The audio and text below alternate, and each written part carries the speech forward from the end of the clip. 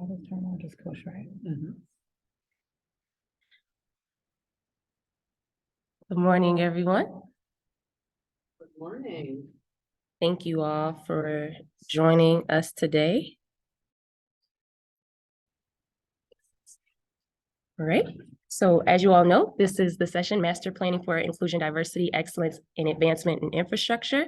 I'm very pleased to have my two panelists here, Dr. Tierra and Joanna Smith, and my name is Amber Spears, and I am the moderator. So before we get into our session, just want to take the time to celebrate important people in our community. Want to say happy Developmental Disabilities Awareness Month, Greek American Heritage Month, Irish American Heritage Month, and of course, Women's History Month.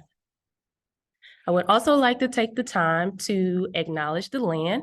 This is made capable through Native Land, which is a website founded and operated by Natives and Indigenous people in Canada and the United States.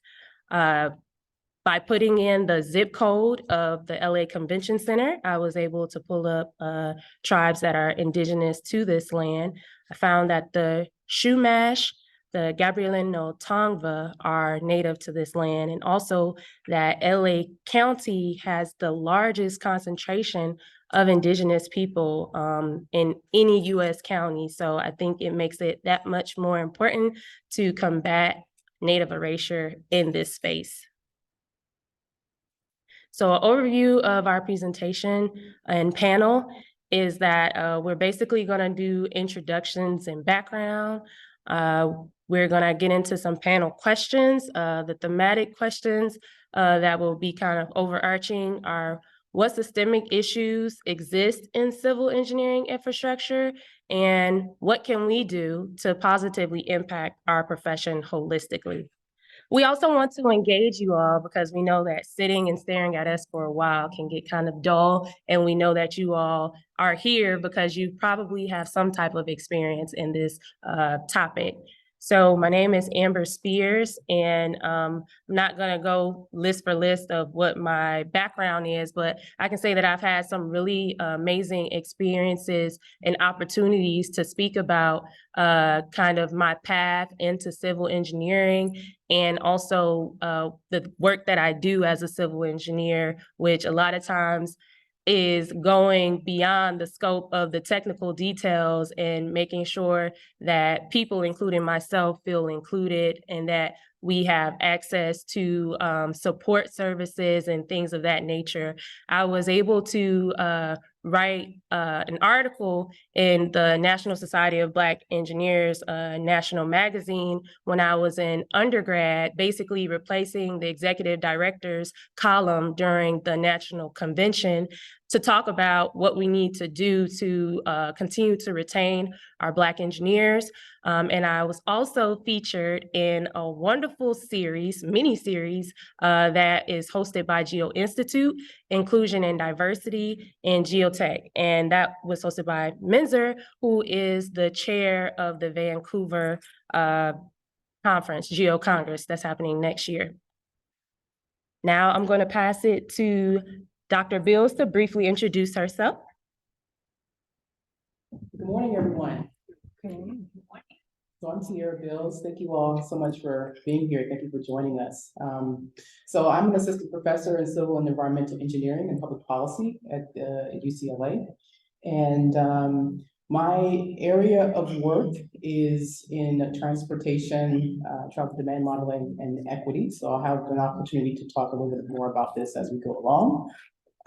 But in terms of my background, so I got my bachelor's in civil engineering technology. So I'm a techie, at Florida Agricultural Mechanical University. Then went on to UC Berkeley in their transportation engineering program. So I have my master's and PhD from there. After getting my PhD, I think I can share a little bit about experience.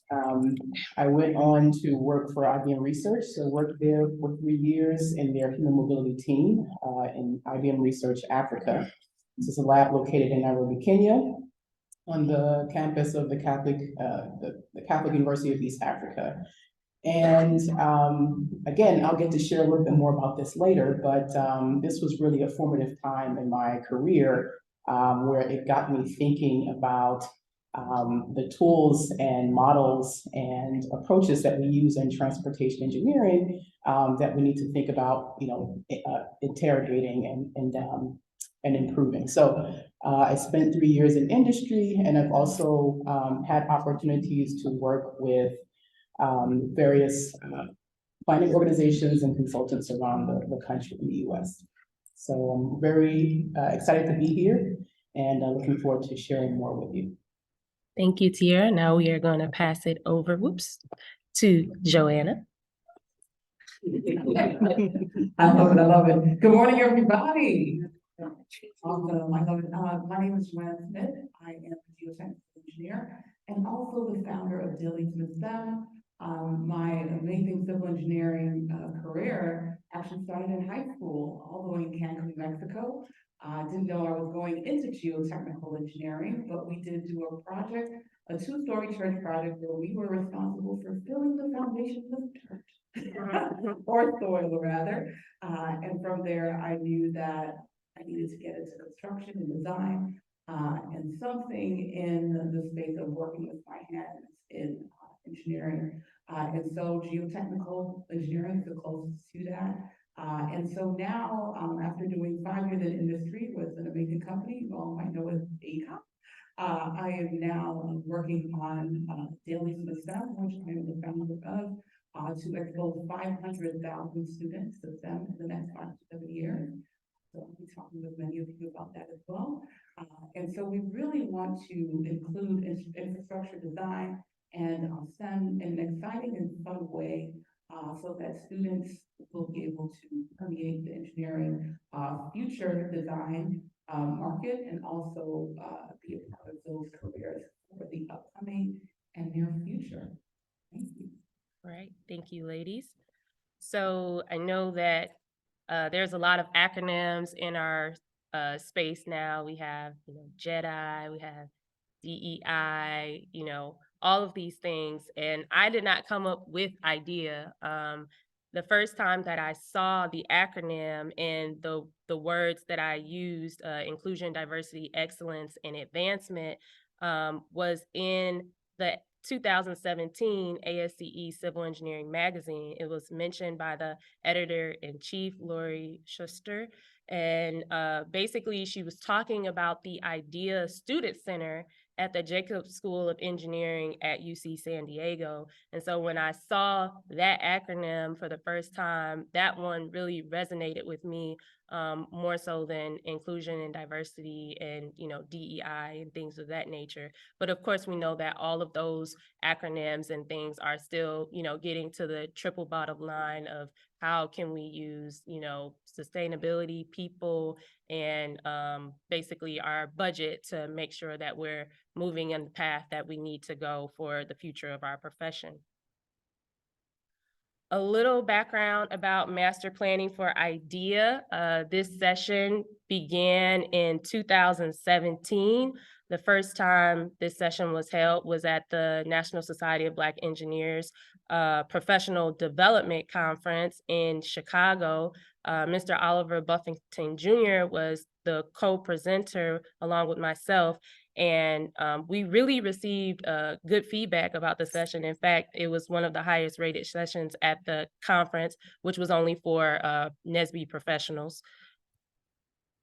What we talked about with his background in working for the county, we talked about how funding is allocated to communities, and that even when you hear about these large bills that bring a lot of funding, historically federal funding required a match to the community in order to access it. So if your community was not able to do, for example, a 20% match to the funding that you're getting, then you might risk losing that funding. And for some municipalities, that funding comes from their tax base. And so if you have property taxes and things that are very low, that leads to neglected infrastructure. We also looked at the demographics in civil engineering, and we found that in 2016, minorities were a little over 30% of the employed population of civil engineers. And I wanted to bring that up to today, in 2022, we are over 50%, and we know that from baby boomers, millennials are now one of the largest populations in the workforce. And so I believe that millennials, we are a lot to thank for this. So, you know, young professionals who are here at GeoCongress and in your companies, these are people who are going to be leading the way. And there are a lot of us, and a lot of us may be people and have identities that you've never worked with before. So the next session was at the ASCE National Convention in New Orleans. This one was very special to me because Hurricane Katrina and the geotechnical failure, breaching of the levees is what prompted me to go into geotechnical engineering. So actually during this session, I was able to have the wonderful Robin Kemper, who was the 2019 ASCE president, but at that time she was on the Committee on Professional Conduct, serve as one of my panelists. But I also did a survey of civil engineers, and I narrowed it down to civil engineering professionals who worked in New Orleans and Flint, Michigan proper. So I wanted engineers who worked in the city, who did projects in the city. And I basically just asked them questions about what they thought were the most pressing issues in their infrastructure, what they thought about the profession, and things like, have they ever been discriminated against? A variety of questions, because a lot of times when we think about engineering failures that cause disasters, we don't think about the human interaction point. We only think about the technical details. So if you've ever, seen someone on the job do something that was not right, even if it wasn't directed at you, did you speak up about it? If you saw some problems in reports and your supervisor let it go, did you go after your supervisor and talk to someone else because you thought that it could potentially cause a problem in the long run? These are questions as young professionals we must ask ourselves, and even as senior professionals, we must ask ourselves, and especially as ASCE members with the code of ethics. So this was just a survey of the groups of civil engineers. So we know that we have various disciplines of civil engineering. I didn't get as many responses as I wanted, but I do feel like we covered different disciplines.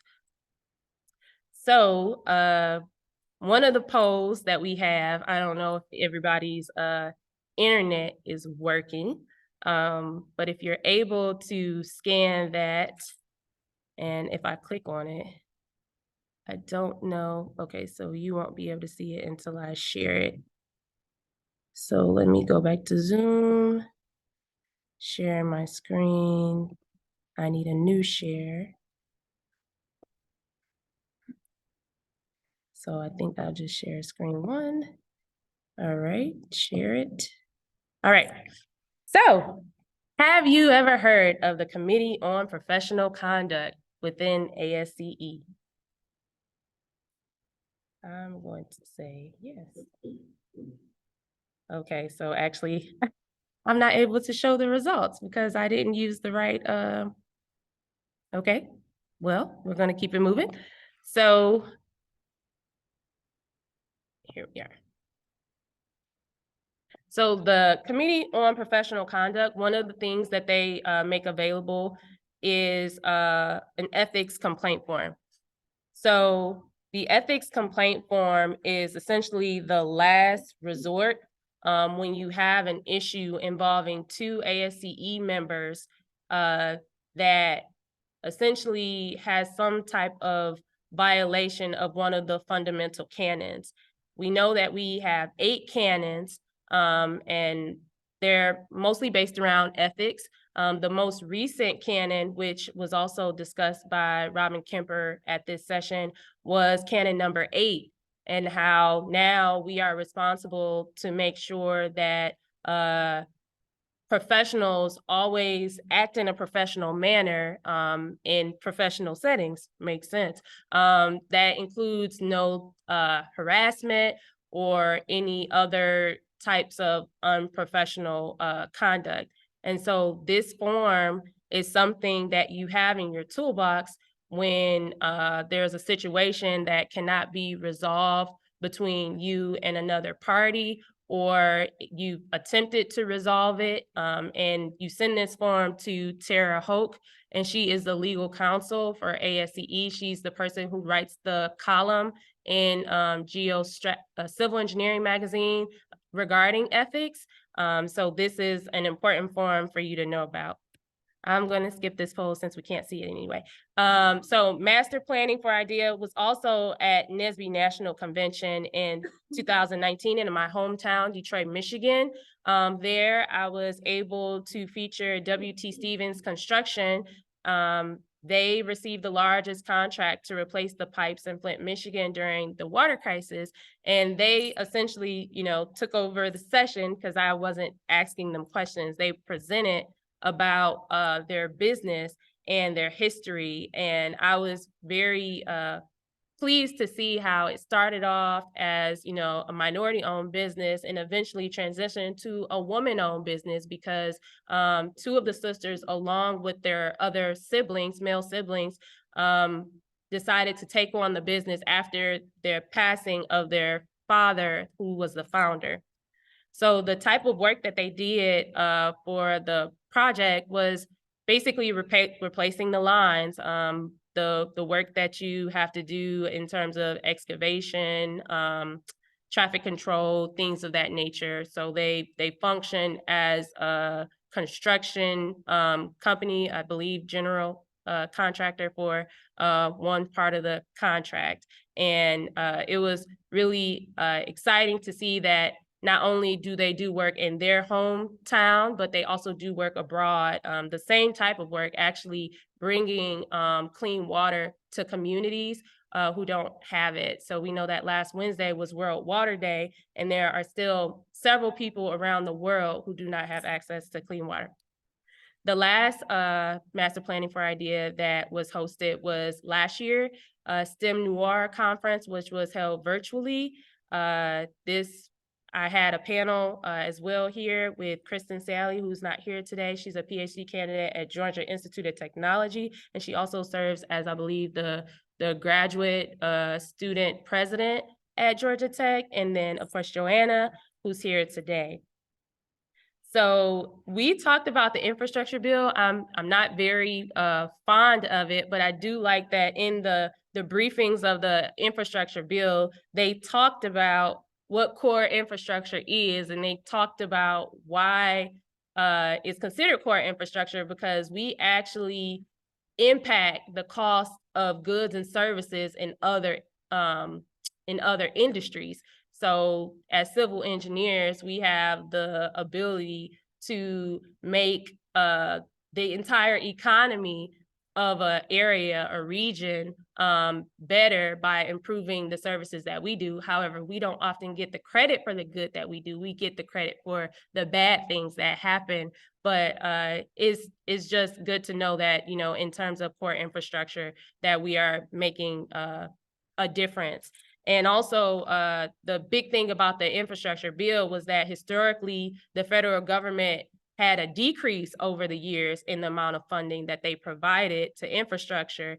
And so when we got this infrastructure bill into action, basically they said it wasn't a lot of money, but it was enough to kind of get us going. And what we should do with the money, they actually have allocations for small business owned, veteran owned, minority-owned, disabilities, and different type of designations, they actually have allocations for those businesses to obtain funding from this infrastructure bill. So of course, if you have a business and you are like me, don't know much about what the infrastructure bill is doing, know that there is actually some funding for you that you should learn about and get access to. And without further ado, I'm going to allow the panelists to give their background. Joanna. Thank you. Okay, so my name, once again, is Joanna Smith. My background is in civil engineering, specifically geotech, and also education.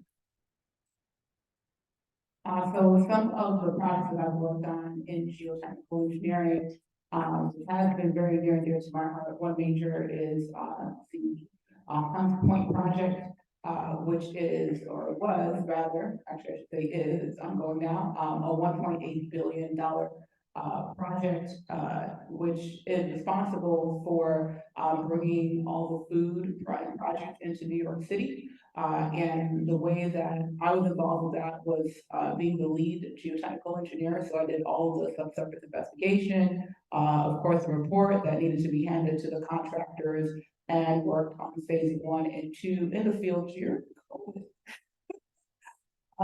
In order to ensure that these things were in place. So not only that, but this project is actually my borough in the province of New York. I don't know how many people can say, hey, we have been able to work on such a large project in our borough within civil engineering. So it was really great to see the civil and geotechnical aspect of this affect health policy.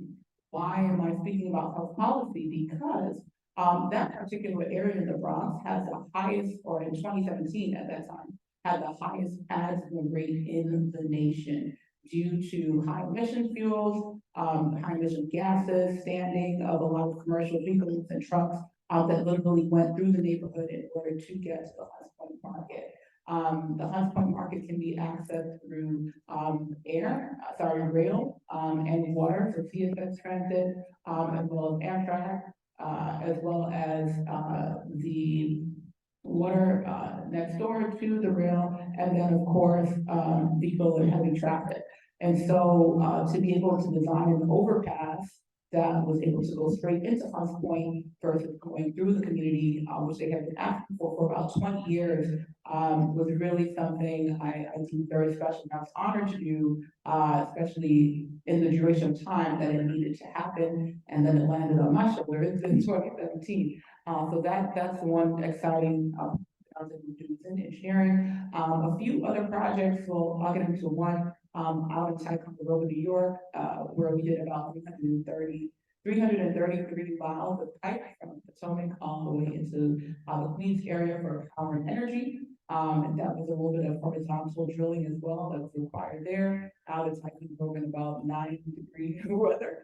What I find interesting is now really combining the industry aspect of that into the educational aspect of that with students, particularly minorities, in various parts of the New York and Pennsylvania area. We are thinking to expand internationally, but being able to combine my expertise in industry with education to ensure that students are able to understand more about how infrastructure design works, even from the kindergarten level. So a lot of the times we're looking at high school and the college graduates, but really we need to look at this from the elementary level so that we are literally molding the minds of students now so that they are able to get into engineering at a later age. By the time they're in first or even third or fourth grade, I mean, some of you already have students or kids, right? And maybe some of them are already in the STEM field because of you. And that didn't happen because they saw you in high school, but they saw you doing your work, as a toddler and as a young person. Me specifically, my mother is a registered nurse and my dad is in finance, and I knew that I wanted to get into something with numbers because I was able to watch them and be a part of that interaction at a young age. So that's just a little bit about me. And now we run science, tech, engineering, STEM camps for students to get involved into infrastructure design and STEM. All right, these are just a handful of photos that she wanted to share. Oh, yeah, those photos are some I wanted to share. This is a young girl actually working on how physics works within roller skate design. And for all the roller skaters out there, that's me, but we're really incorporating fun in the STEM way. The next photo, I believe this is from the DE&I conference, or no, I'm sorry, we didn't get that. The DFI conference, design, I'm messing that up. Deep foundation. And so you can see the diversity there, and really how we design, infrastructure and also work with the minority aspect and diversity aspect within DFI. Okay, so achieving excellence as we consider equity in design, that's my quote. Thank you. All right, I got you, Tierra. Hi, so I'd like to spend this time talking a little about what motivates my work. So again, I'm Tierra Bills, and I study transportation engineering and transportation equity. And I think that it's pretty rare, even today, when the terminology is pervasive in engineering. And so we talk a lot about diversity, equity, and inclusion. It's one of the topics of this session. But when I was starting out in undergraduate, graduate school, and grad school, it was pretty rare for an engineer to be asking questions about equity and how our systems impact people in different ways, how people experience the transportation system in different ways. And in some cases, some groups are harmed, while others experience benefits. So I wanted to share a little bit about some examples that have inspired me to do this work and inspired me to continue to ask questions about how well transportation systems, and by extension, infrastructure systems impact people. So I'm dating myself, but oh well. So when I was in grad school, just finishing my master's, this project, the Michigan Gateway project, was all the rage. And you will notice that both of my examples will be out of Detroit. I'm the second panelist up here from Detroit. So the Michigan Gateway project, this was essentially a renovation of the highway interchange here. This is I-75 south, so north east on this picture is actually south. And this was to support commercial travel for the Ambassador Bridge. So you see the Ambassador Bridge pictured in the image. And to offer a few notes, so the Ambassador Bridge is considered one of the busiest commercial vehicle crossings in North America. It supports about 70% of commercial freight in the area, 27% overall, and supports an estimated 137 billion in trade. And so when this project opened, and I realized, how much in trade this project supported, I started thinking about, what are the ramifications of all of this trade happening in one particular location? And so I started looking at the demographics of the surrounding neighborhoods, and lo and behold, you have a concentration of Latinx communities living in this area. So in the yellow bubble, this is reflecting Southwest Detroit, which is approximately 67% Latinx residents. And so I started to wonder about, on one hand, you have all of this trade going on, all of this money being exchanged. And I started to ask questions about whether these communities benefit from any of that. If we were to spend more time on this, I could talk more about the legacy of health issues related to air pollution and soil pollution and so forth in this area. And so it's a sort of a modern example of environmental justice issues in transportation, where you have those who are impacted are not positioned to benefit from the project. And so at the time, this was really inspirational to me in thinking about transportation systems, who benefits and who loses. Next slide, please.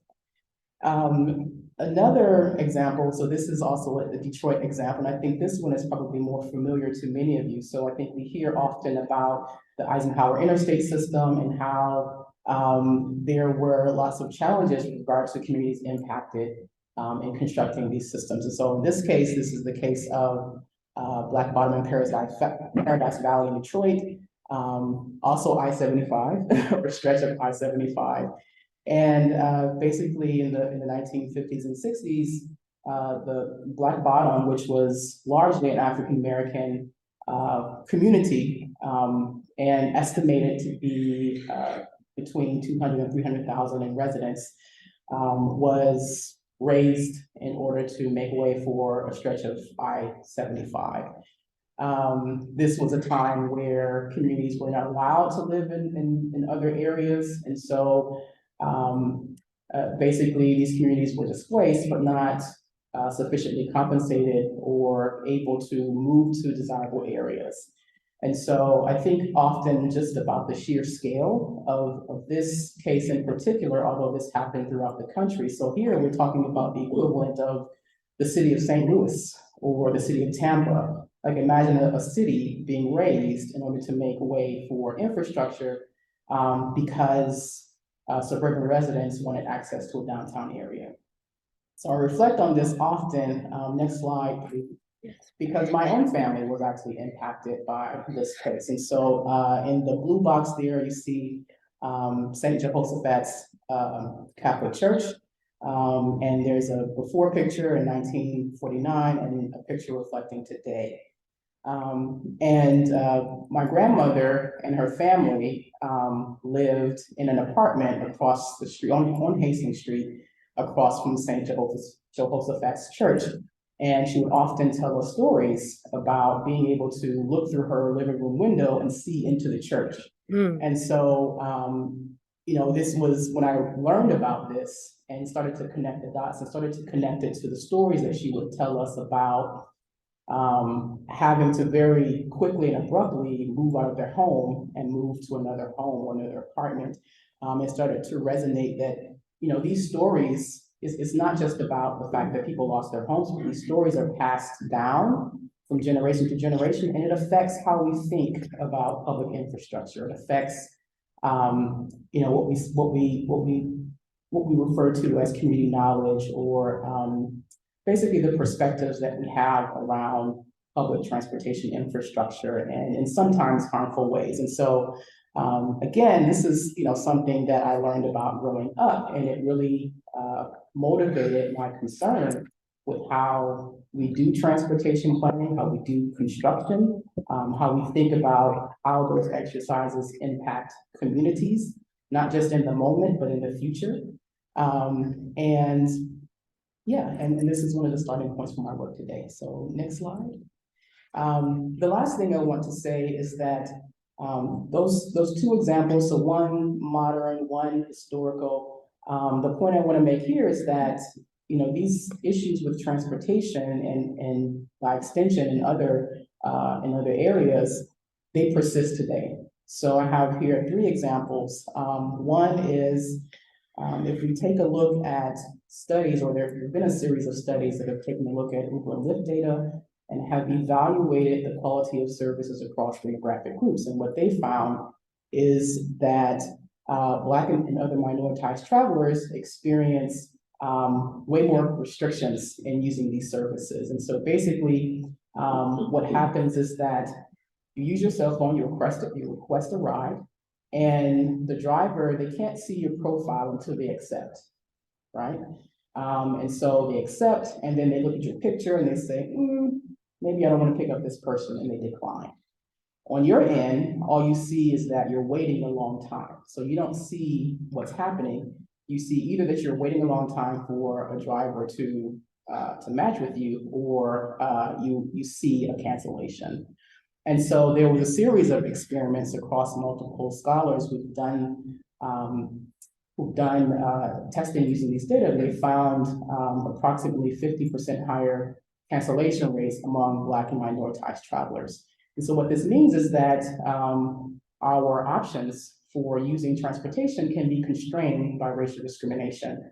And there's a direct connection. There are data tying these constraints to the behaviors of drivers in this case. The second example is from transit. So we know a lot about how lower income, transit dependent, minoritized travelers often benefit more so from investments in bus services. Yet when we look at the funding at the federal and state levels, we see for the transit dollars, we see much more emphasis on rail. And so there's a disconnect between where we're placing our dollars and where we know people are most likely to benefit in terms of disadvantaged travelers. And the final example here is that, again, we know a lot about how travel demand varies from route to route. And we know that for lower income and in particular immigrant populations, the trips tend to be shorter, closer to home. So you have a higher density of trips close to home. So it means overall they're traveling less than certain groups. At the same time, they are overly exposed to pollution in terms of air emissions as well as noise. And so, again, we have these disparities where groups are not contributing as much to pollution, but they are more exposed to pollution overall. So these types of disparities and equity issues persist today. And this is why I continue to work in the area that I do. Thank you. Thank you. So now we are going to transition into the panel portion. There will be time for the audience to ask questions, and we really want you to feel free to share some of your experiences if you hear any tangential remarks, and also ask a question. But we're going to start off with Joanna. What are some horizontal issues across disciplines of civil engineering? Sure, thank you so much for that question. I really had to do some research on this one, just because when we're thinking about horizontal issues, we're thinking about a persisting issue across all different lines of engineering, right? So that could be infrastructure, that could be design, environmental, geotechnical. I love even the IoT, Internet of Things, where we are also including that type of technology into engineering, the modeling, and different types of CAD, different types of infrastructure and programs that are coming forth now. And so I have a list of 10 things, all right? So if you have a pen or paper or your phone, feel free to write them down. One major concern is environmental. When we think about air pollution, quality, and we've heard that quite a few times, especially when we're speaking to the environment, the transportation aspect of civil engineering. But this is one issue that can be impacted just throughout. We're talking even geotechnical engineering, which is specifically my expertise, and different types of contaminations also have a lot to do with environmental concerns. Next is safety. That's number 2.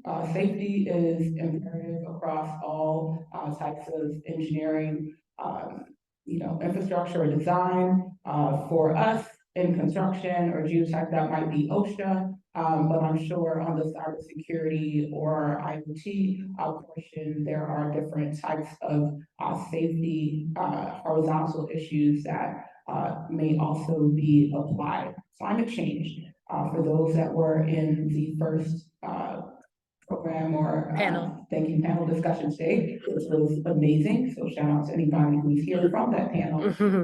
You did hear about many of the storms that are taking place currently in the California area, an increase in heat, a decrease in the use of power and energy, but an increase in the need during peak moments. So climate change affects various aspects of the civil engineering industry. Equity focus, right?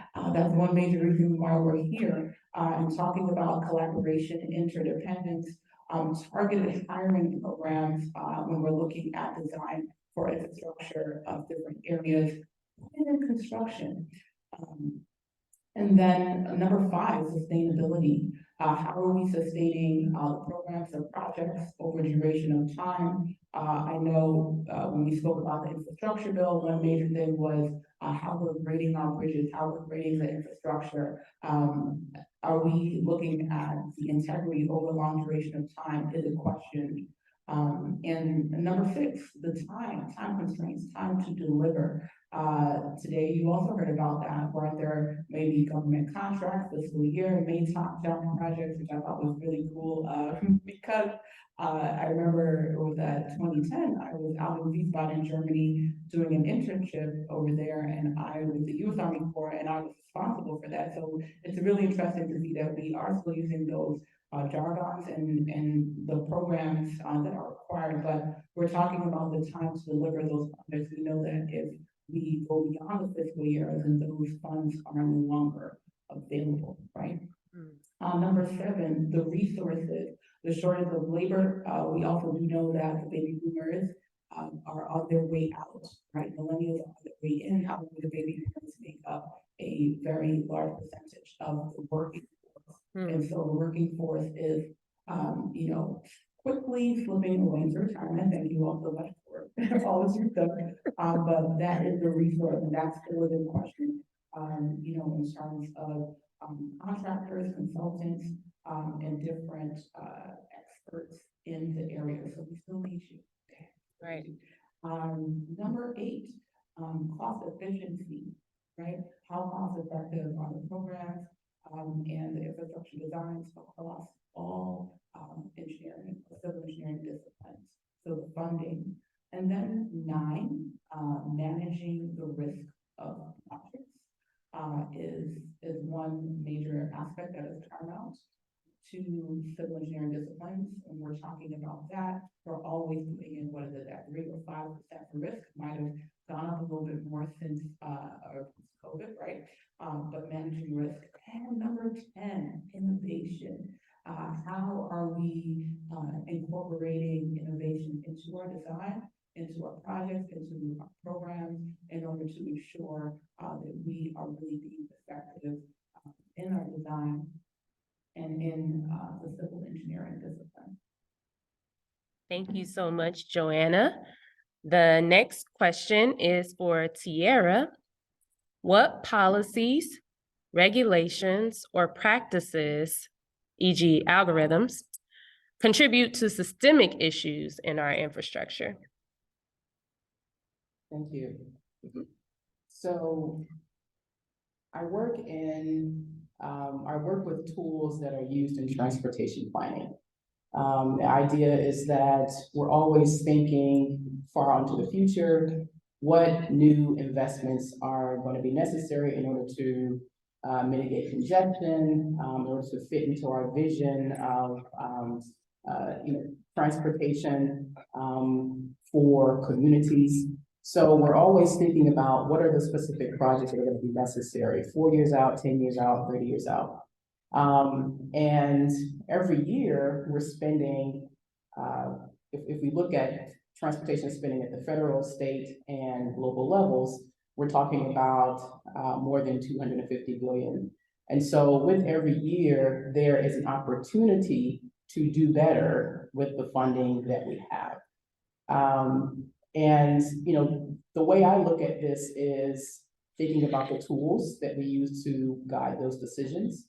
Often in transportation, at the regional level, we're talking about travel demand models. Of course, there are other methods that we use to evaluate potential impacts on communities. But in my research, I stratify this into 3 core areas. And so I look at the data and the data sets, including surveys and increasingly big data sets. I look at the models themselves, so the statistical modeling tools. And I look at the measures that we calculate using those models to tell us about the current and future performance of the transportation system. And so, to this question, I think that there are multiple points of entry here. So I think about how we can improve in those three areas, such that we can do better with the funding that we are spending every year. So with every new decision, there's an opportunity for those decisions to prioritize the needs of disadvantaged communities, and at the same time expand capacity and services for communities overall. So in terms of data, one of the questions that I constantly ask is about representation. How well do these data sets represent subpopulations? And so not just focusing on the dominant travel patterns, but how well do we represent the behaviors of bicyclists? How well do we represent the behaviors of transit dependents, people who cannot afford to own an automobile? How well do we represent the patterns of people who are walking and using other modes of transportation like electric scooters and ride sharing? So all these various modes that are single occupancy automobile modes, how well do we reflect these travelers in data? By extension, how well do we represent women who are bikers, or how well do we represent elderly transit users? So I look at social demographics as well, and the reality is that we don't represent them well at all. I think if this were a longer presentation, I can share some of the research that we've been doing on the quality of household travel surveys and how today the surveys that we're using to evaluate transportation, engineering, and planning outcomes, they overrepresent white males and significantly underrepresent other minoritized communities. And it's not because we don't know how to improve our practices. We have a lot of information on better practices in data collection, but there's a disconnect between what the processes that we understand to improve representation and what we're actually doing in practice. So there's an issue with the data that we use. The second connection is related to what are the implications of using those data. So, as recent as, I have some data sets as recent as 2022 that similarly don't represent disadvantaged groups well. The question is, what are the implications if we're using those data to estimate statistical models that we use in planning?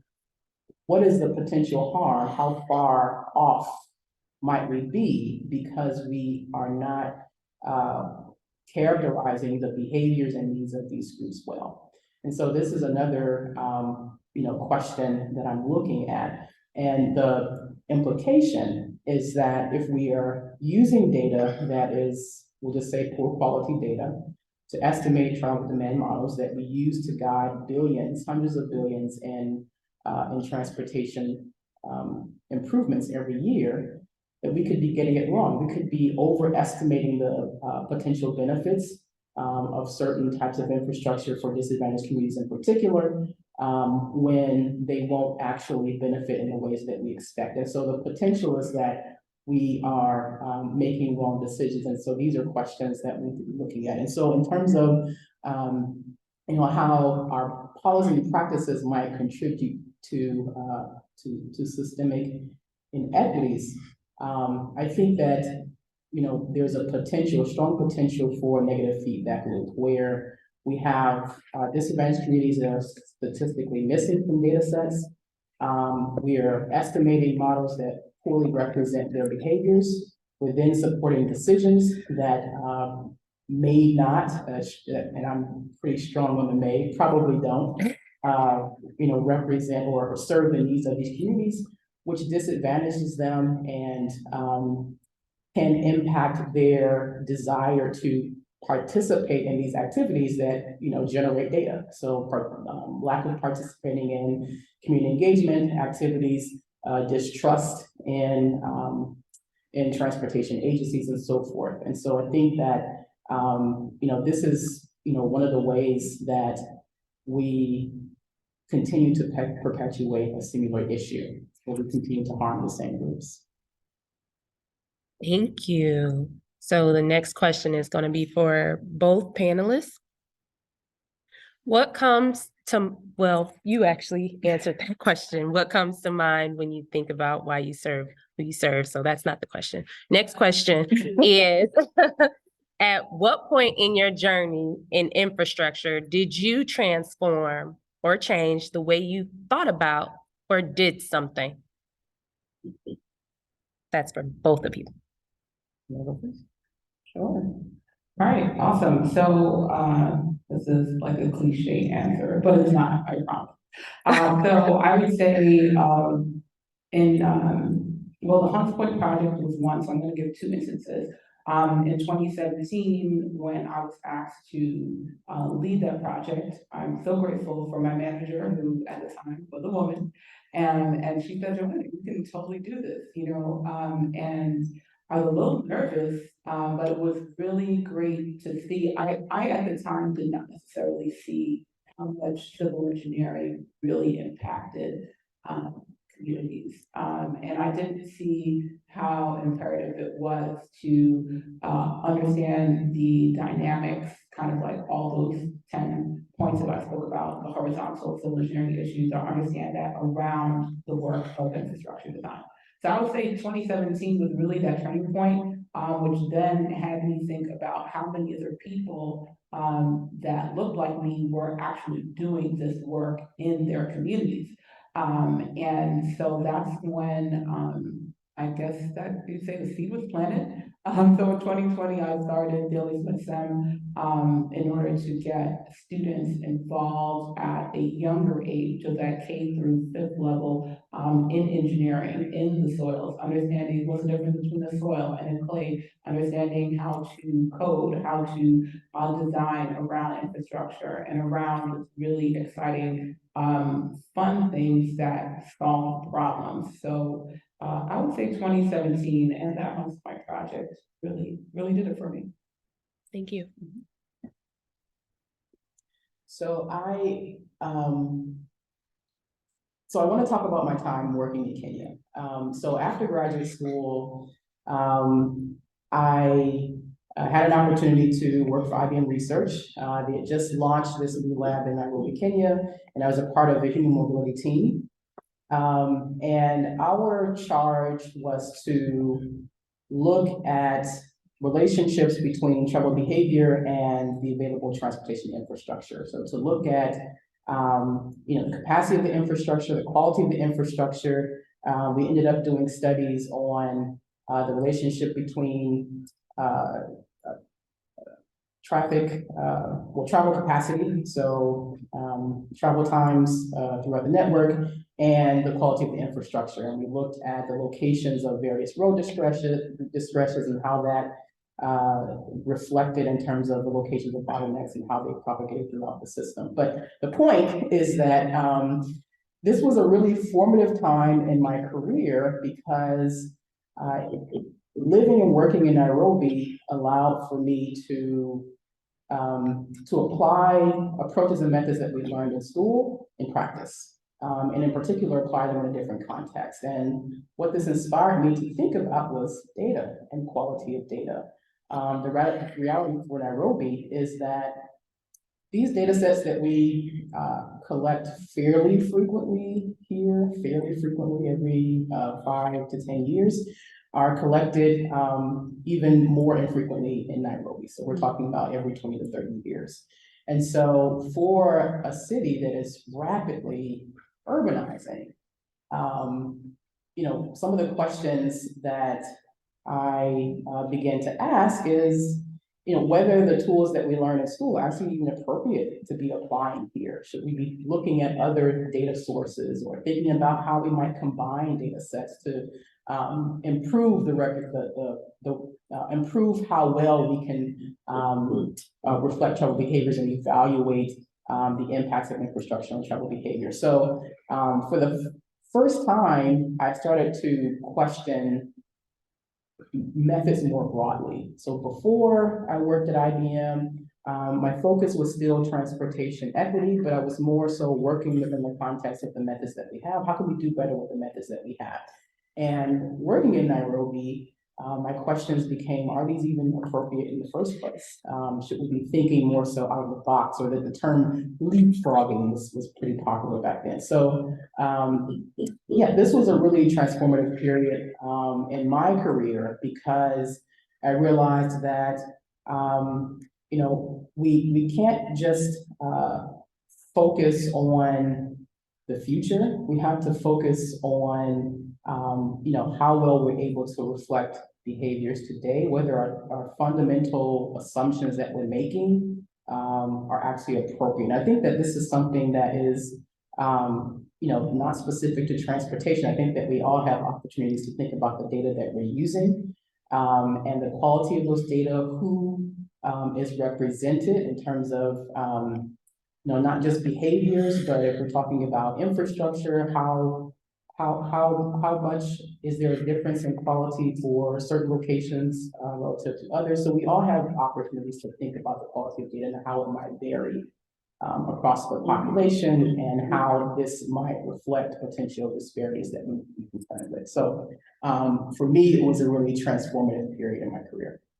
Thank you. So now we are going to get into questions from the audience, but I wanted to take a moment and pause for the cause, because I'm amongst stars and I know that, but you all might not know that. So I have to tell you, of course. So I want to congratulate again, Dr. Tierra Bills, for receiving, is it the Zephyr? Is that how you say it? Zephyr. Zephyr. I don't know what that means, but I know that it's important. It's the Rising Star Award, and it's for the work that she has been talking to you all about in the travel analysis field. So can we all just give her a round of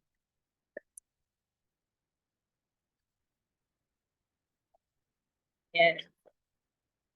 And then we have another star. This happened in 2020, but of course we weren't able to celebrate in person. So never too late to say congratulations to one of the new faces of the civil engineering profession. So can you all please give a round of applause to Joanna Smith?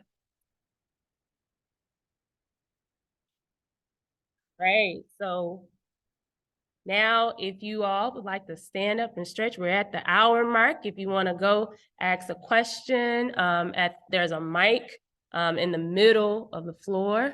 If you want to share an experience that's tangential to what's been said up here, or get some advice. Okay, so you don't want to use the mic? I think I can. President? Okay. Okay. I'm Marcia Gilbert Murphy, and I'm a GI, and then also with ASCE as well.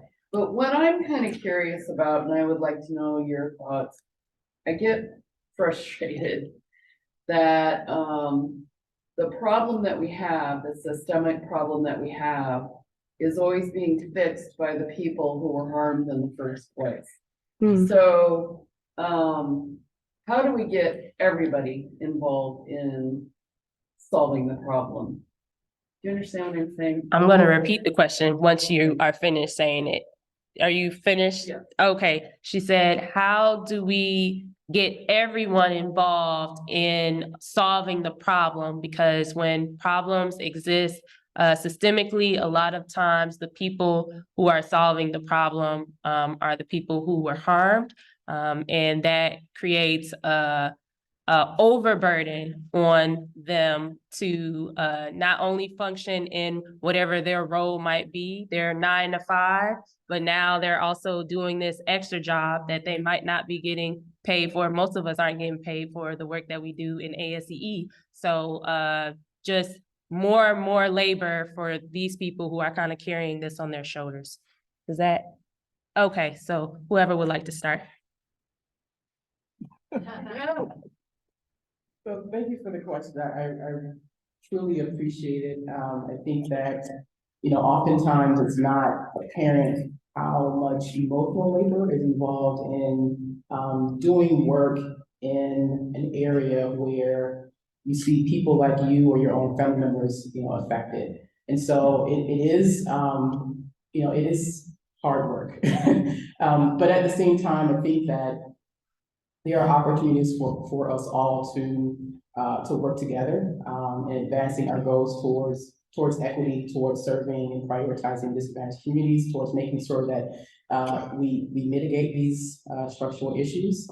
And I think, one example of that is going back to what I said before about asking ourselves about the tools that we're using, asking ourselves about the data that we're using. So with the example with the Eisenhower interstate system, one of the common threads or common arguments was tied to, asking them questions about why they built this highway where they did. Often the argument was that, the cost of the land was cheaper, but there was no reflection on why the cost of the land was cheaper. It was devalued because of, these were Black and other minoritized residents. And so we don't really think about other policies that sort of result in the issues that we see. So I think that we all have an opportunity to challenge ourselves and ask questions about the decisions that we're making, why things are the way that they are.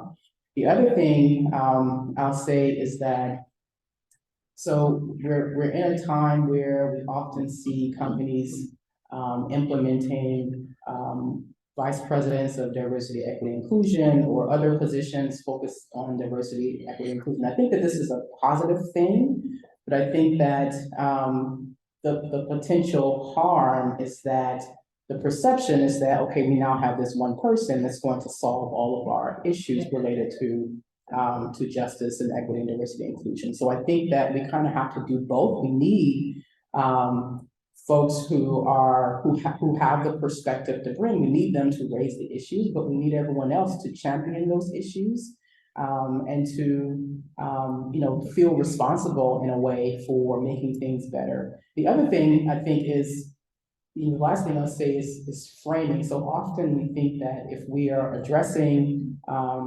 issues related to racial justice or exclusion, that we're doing favors for a certain group, like, oh, they're harmed, so we must, fix this issue for them. But the reality is that we all benefit from addressing these issues. So there's a book, and I forget the author's name, but it's called The Sum of Us. And it talks about how it gives examples about how we, in society, we make decisions because we don't want, equity, diversity, and inclusion. It ends up harming us all. So it talks about, for example, public pools and how, in order to resist integration, many municipalities closed those public pools so that there wouldn't be mixing of the races, if you will. So a lot of times we make these decisions that harm us. And so, by extension, we all benefit if we are focused on improving quality of life for all. And the final example that I'll give is,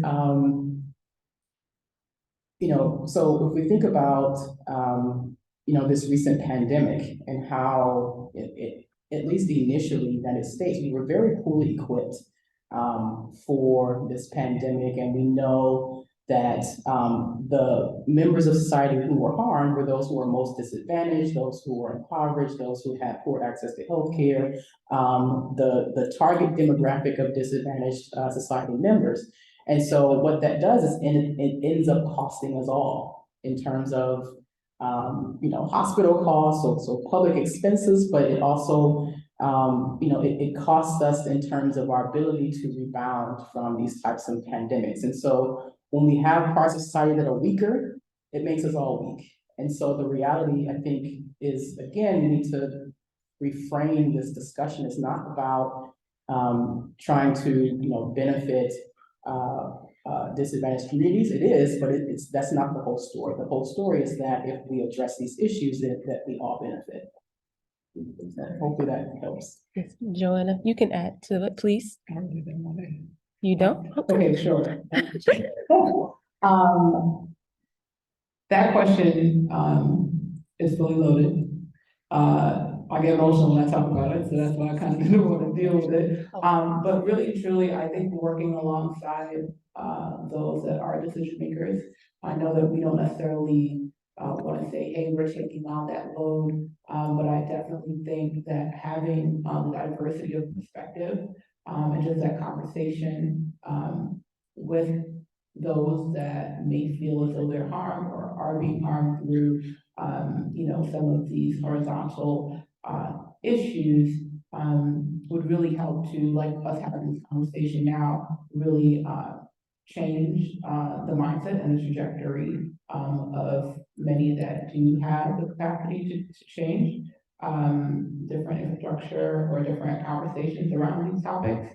And also, give those that are being affected, a voice and, really the ability to help create change as well. Thank you, ladies. So we have Jared Green in the back, and then we have Sissy in the queue. Uh-oh. Yeah. Good morning, everybody. I want to say I really appreciate this conversation, but even more so, I appreciate the work that each of you has done. I want to affirm you in that work. Question that I have is, when I think about cover, broad spectrum here, right? When I think about what you're saying here, what you presented, I can say that as a early person in a career, you might have some students in here, you might have some people that are like less than 3 years in their career. It's like, what can I do? And for people that are more seasoned in their career, I've been in the industry for 20 years.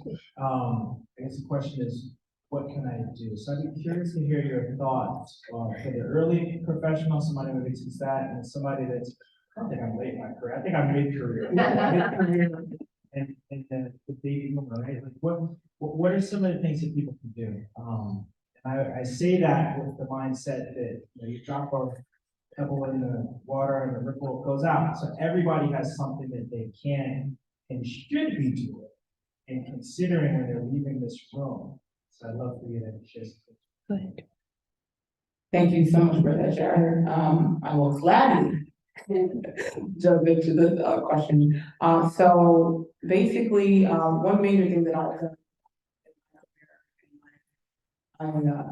this was very heavy on my heart because I did see that we were doing a lot of work, but more so sometimes in the, engineering weeks or maybe ongoing, but not necessarily dedicating our 9 to 5s to that work. So through Daley, which is a not-for-profit 501c3 organization, we are always looking for, volunteers. We are always looking for sponsors. For our STEM camps, we are always looking for, engineers that are interested in pushing their agenda. And when I say that, I mean in terms of, design or, a specific field of engineering, which we will be able to build a curriculum on or together, or something that you already have in mind, where we do workshops daily and also run our summer STEM camps 9 to 5, a full day STEM camp for 6 weeks.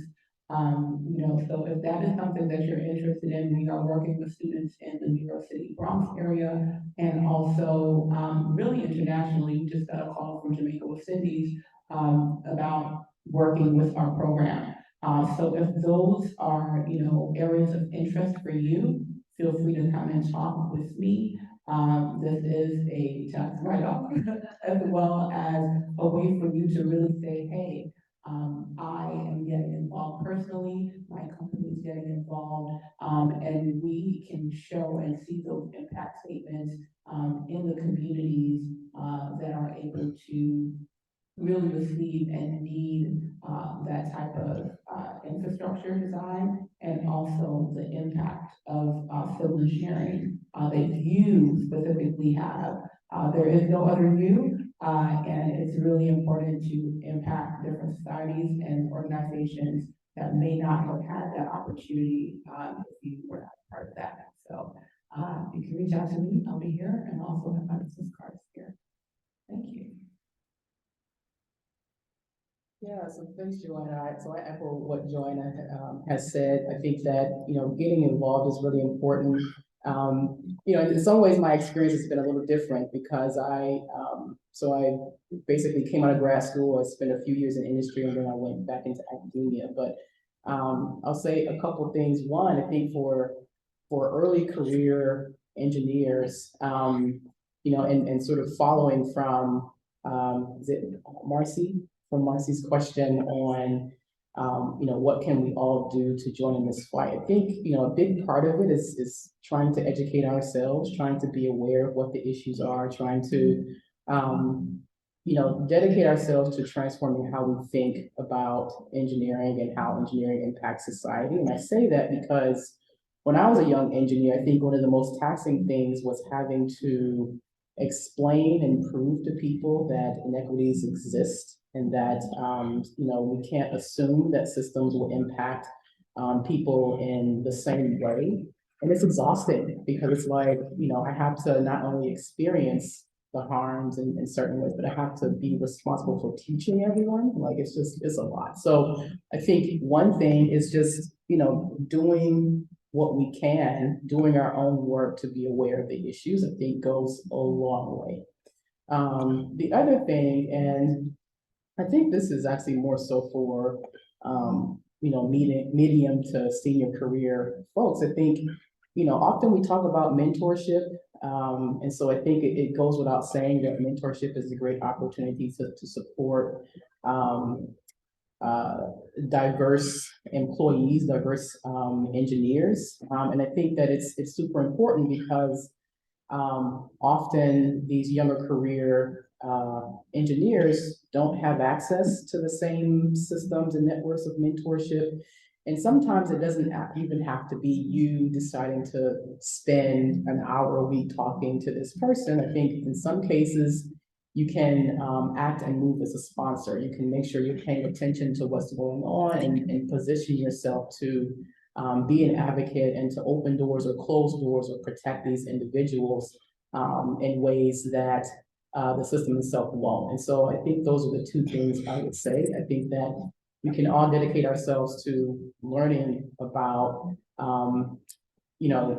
the presence of systemic inequities and how they impact people and how, going back to the tools, methods, and policies that we have in place, how they impact people differently, and also trying to be strategic in how we advocate for members of diverse communities. So, yeah. Thank you. Sissy Nickel? Yes, my comment was, it's like a continuation of this, and I think unconscious bias is something that we all have.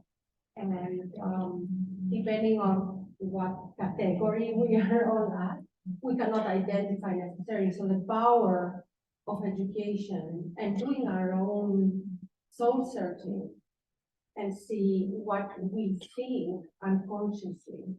And I have caught myself, and I hate myself. Like, how could you do that? But it's a human thing, right? Mm-hmm. So I wanted to say something very, I think from a Geo Institute perspective, and I think from professional engineering societies. I think for us to move and have people understand the value of diversity and inclusion in our profession is to truly have numbers that show the business value. Mm-hmm. So this is what the bottom line is. No matter if we want to say, oh, this is good because it's our civilization should be there. Yes, it's a good thing. It's the flavor of the month. It's whatever it is. But if we are able to show that a diverse team is going to bring so much value to the people who hire, to the people who are on the board of corporations, because they're going to bring you a diverse set of solutions instead of having the same thing. Maybe that's why geotechnical engineers are stuck with the same safety factor approach for designing foundations since for like the past 100 years. Right, because it's it takes people that have gone through hardship to get where they are to make the change. It's easier for some of us who have gone through something to do. So I would like, and we are discussing that a lot on the board, of how can we make that business case, because then everybody will be interested. And the other point I wanted to make, and it's quite personal to me, I really appreciated the first slide that you showed, and it's not about the Greek heritage one. Okay. Okay. I wanted to talk about, some of us look different, either by color, by gender, but there are so many other differences that are not obvious. And as a mother of a child that has severe learning disabilities, I can tell you that she solves my problems so differently and so brilliantly that there is so many other things that are underlying. And this is where we tend to put labels to people. So there is a lot of different studies we can draw from where we can make the business case. And I think I would fully support it, the board fully supports it. We have wonderful collaborators here that hopefully at the federal level we'll be able to work together on projects like that. But we really need, as engineers, to learn to talk about money, because that at the end of the day, that is a big driver. So I don't know your thoughts about that and your work in trying to put numbers together, because I know it's very hard to put these numbers. It's easy. So the question is, what is the business case for diversity in our infrastructure industry? So thank you so much for your question. I mean, I can only agree with what you're saying. I mean, the example that comes to mind is the design of the safety restraint in cars. It was designed for your average white male. As a result, we have overwhelming evidence of how, lack of a diverse perspective in the design of this one constraint resulted in immeasurable deaths among women. And so, there you can put a number on that easily, but also just the loss of life, because we're narrowly focused on certain perspectives. And so I think that we can pull from examples like this to make the case that, and as you're aware, there are studies that talk about how when we lack diversity, we come up with poor quality solutions. And that's the reality of it, because we don't have the right perspective at the table. And so, yeah, I mean, that's really what comes to mind. I have to agree that, not until we're able to articulate the value of it and continue to articulate it. So right now, I think it lives pretty much in academic journals, but these are real cases, and these are real lives that we can lose, and these are real dollars that we can lose if we don't start making changes and operationalizing some of these principles. So yeah, so I mean, this is something that I'm committed to, and I think that there are examples for us to pull. I think we need to continue to have these discussions and continue to tell these stories of what can happen and what has happened when we exclude certain voices from the decision-making tables. Good. I just want to say that will be our next topic next year. Thank you so much for that. Okay, so I was going to add to this as well. So I think that with our investment into people in terms of community benefits, our industry is one of the main industries that can adopt this framework for community benefits when we do projects. Dr. Bills, Tierra mentioned it earlier today about the Ambassador Bridge going through a community and generating this many dollars, billions, and a minoritized community being affected by the environmental pollution. As a community organizer in Detroit, I worked for an organization, or volunteered for an organization called Revive Detroit, but it it stood for Residents Eradicating Violence, Inequities, can't think of the other V in the E, but in Detroit. So the key word was residents, because a lot of times when you hear about revive, you think about renewal, revitalization, wipeout, whatever the case may be. And it was a community development corporation. So it was a CDC. So our job was to go to these community meetings that these companies that are getting subsidies to build huge projects that bring development to Detroit, to go sit at those meetings and say, okay, so how much money y'all giving to our organization? Because we got a youth group that we want to learn how to play golf. We have this park that's the largest park in the city of Detroit that is being underused and underfunded, you know, things of that nature. And as a company who may manage those dollars that you allocate to various nonprofit organizations and things of that nature, you should consider if you are actually allocating it to the organizations that will be most impacted by your work, because everybody has their favorite organization for whatever reasons. But if you look in the locale of the project, essentially community benefits ordinances, that's what they require. You have to improve the community. You either hire a certain population of residents or different things like that. And I've heard of actual companies building into their proposal costs the fine costs that they will be fined if they don't meet that criteria. Say, for instance, 51% Detroit residents for the new Little Caesars Arena.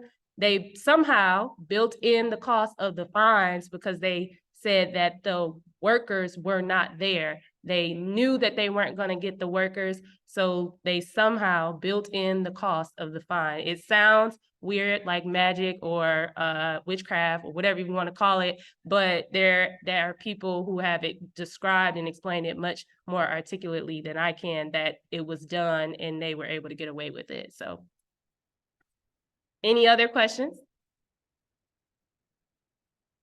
So thank you so much. Thank you so much for this conversation. As Tierra was talking about, this is a very important conversation.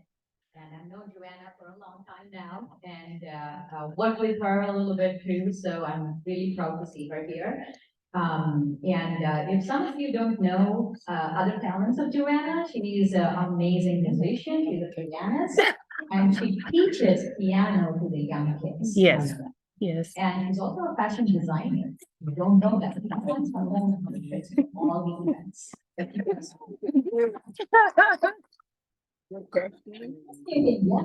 So I know I love social media. So if you are on Facebook, you should follow. That is so funny. Videos, roller skating, singing, dancing, and everything. Yes. So that's how she does all of that on roller skating.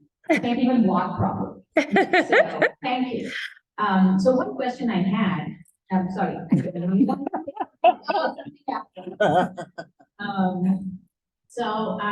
know we saw a slide earlier about pay gap, right? Not having, like, I don't know, so many years we have been talking about this and not much has happened. And with my involvement with the international community as well, I've seen the same problems everywhere.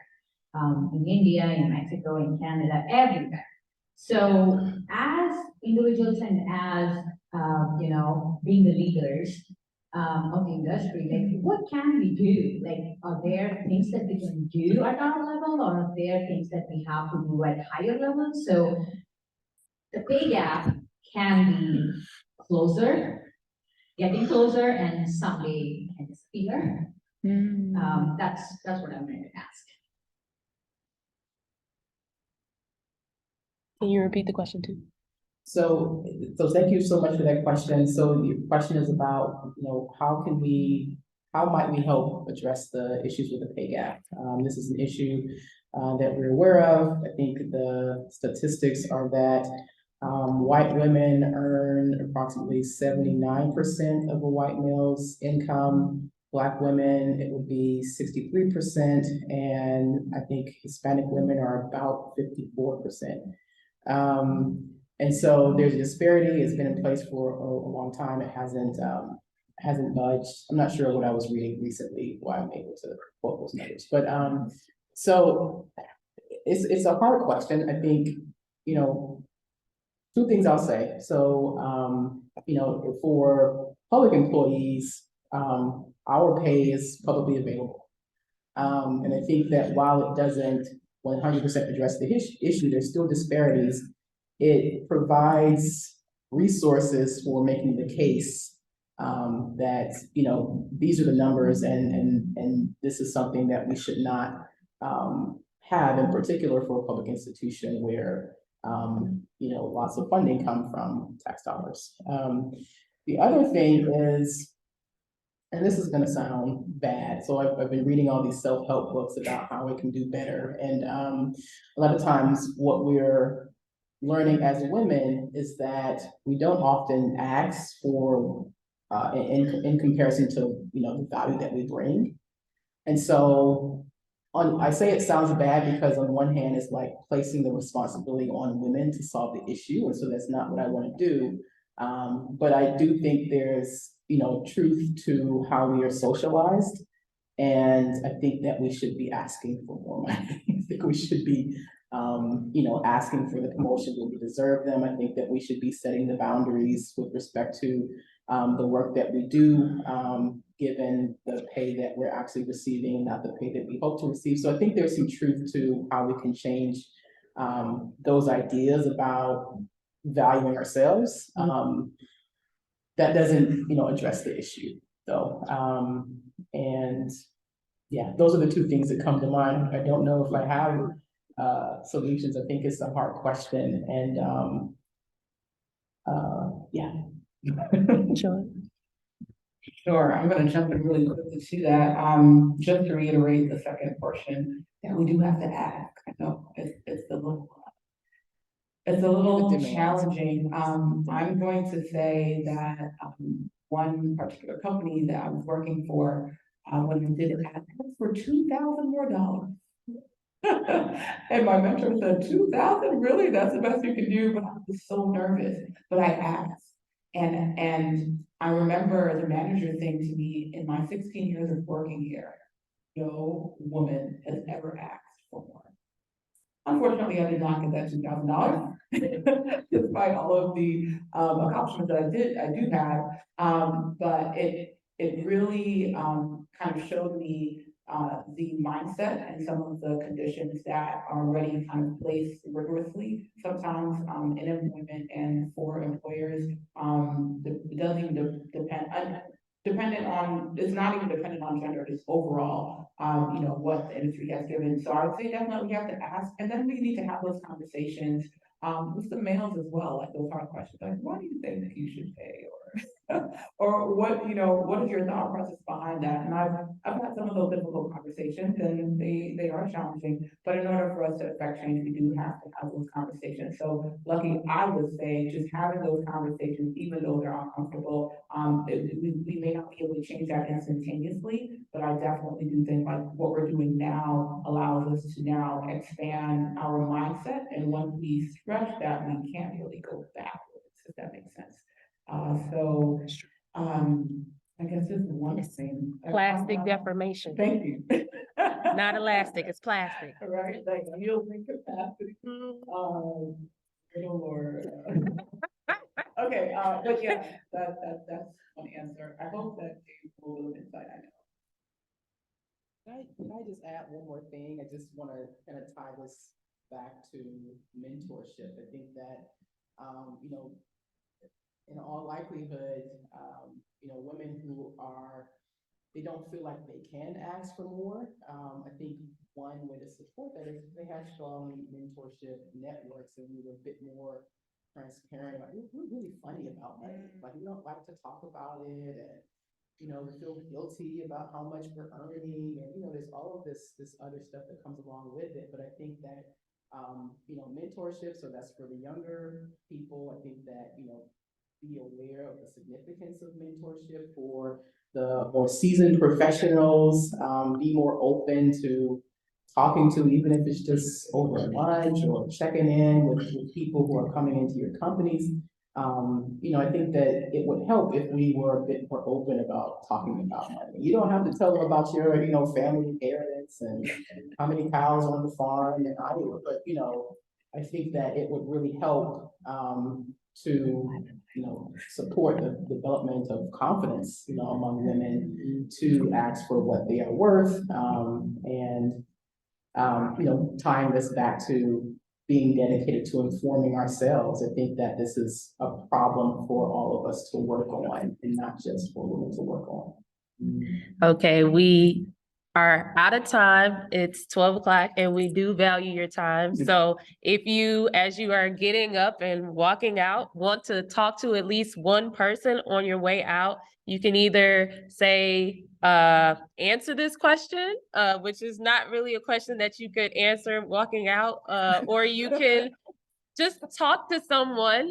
Doesn't have to be the person right next to you, but maybe share, something that was tangential to your experience, that we spoke about, or talk about what you're gonna do, that one thing that you're gonna do when you go back to your homes and to your jobs or your schools, and think about how you can take what you're doing to the next level in terms of being inclusive to everyone, accepting diverse ideas and input, pushing the envelope on excellence, and also advancing our field. So thank you all so much.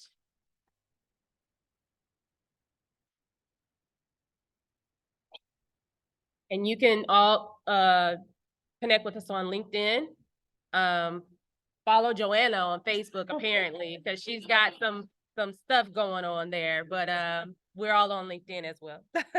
Also, can we just take a second to appreciate our moderator for being able to speak up very time, like, organizing this. Thank you all for joining us.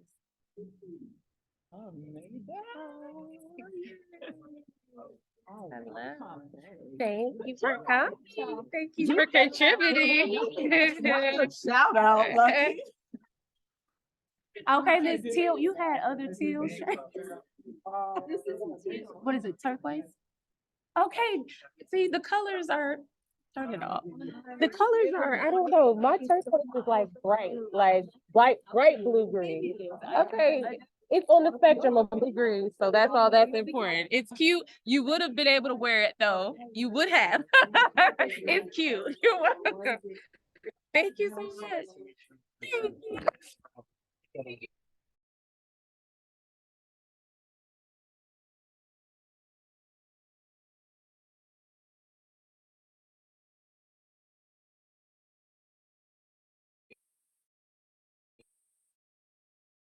What Sissy